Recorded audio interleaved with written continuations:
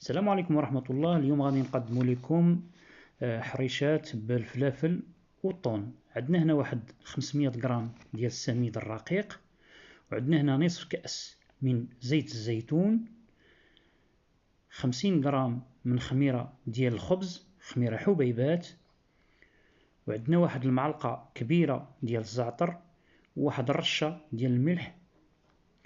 هذه واحد العلبة ديال الطون صفيتها من الزيت.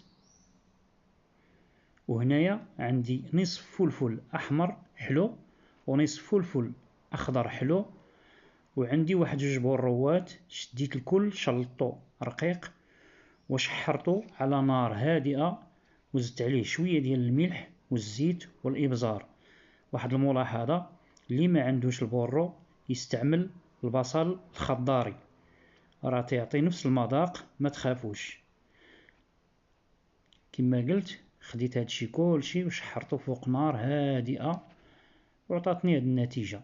ما نحاولش نشحرو بزاف، نخليه ما يترخاش بزاف، هاد المكونات كاملة ما ترخاش بزاف. هنا كذلك عندي واحد الكأس عنبة ديال الماء كيبقى على حساب الخليط ديالي، يقدر ياخد ليا الكاس كامل، يقدر ياخد ليا غير النصف، يقدر ياخد نص زائد شوية. وهذا هو السيركل باش غنخدم مول هذا ديال 9 سنتيم. هذا هو باش غنخدم. اللي ما بغاش يخدم بهذا يخدم بغلاقه بحال هذه، يخدم ديال الكوفيتير ولا يخدم ديال اللي بغى باي حاجه عنده ديال الشوكولات ولا اي غلاقه اللي غتناسبه. هاد الغلايق راه هما صغر من داك السيركل، هادو تيداروا في البلاطوات اللي تيمشيو في المناسبات والمهم نضيفوا المكونات على التوالي. غنجيبوا زيت الزيتون، من بعد غادي نجيبوا الخميره ديالنا حبيبات، الزعتر مع رشه ملح، الطون، نجيبوا الفلافل ديالنا نوضعوهم حتى هما ونبداو نخلطوا حتى تينسجم لينا المكونات كامله مع بعضها. دابا غنبدا نضيف داك الماء. واحد الملاحظه، راه الماء دافي عندنا هنايا. المهم غنبقاو نكبو في داك الكاس حتى تنساليو ونبداو نخلطوا. هنا من بعد ما خلطنا العناصر كامله وانسجمات، واحد الملاحظه، راه زدت واحد شويه ديال الماء، جهد ربع كاس ديال الماء دافي. كما قلنا حنا خلطنا هادشي وانسجم مع بعضو.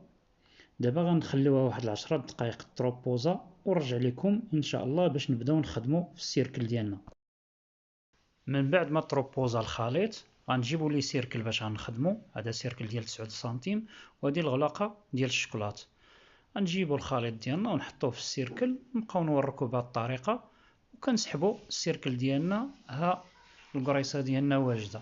هنا كنوضعوا واحد السلوفان وتنديروا فيه واحد شويه ديال الزيت وكنحطوا الخليط ديالنا. ها السيركل تا هو ديالنا موجود، بالصحه والراحه. من بعد ما كملنا الخبيزات ديالنا كما تتشوفوا، انا درت السيركل الصغير اللي هو هذا ديال الغلاقه ديال الشوكولات، ودرت ديال 9 سنتيم كما تتشوفوا. دابا انا غندخلهم الفران من بعد ما سخنته، وغنتسناهم حتى تيطيبوا ونرجع لكم ان شاء الله. الشكل النهائي ديال الحريشات ديالنا هو هذا. منظر رائع ديال دوك الفلافل كيبانوا وسط السميده كما تتشوفوا. ما بقى لي الا نقول لكم بالسلامه عليكم، بالصحه والراحه. الى اللقاء في فيديو جديد مع قناه كاتي وبيج والمطبخ. الى اللقاء.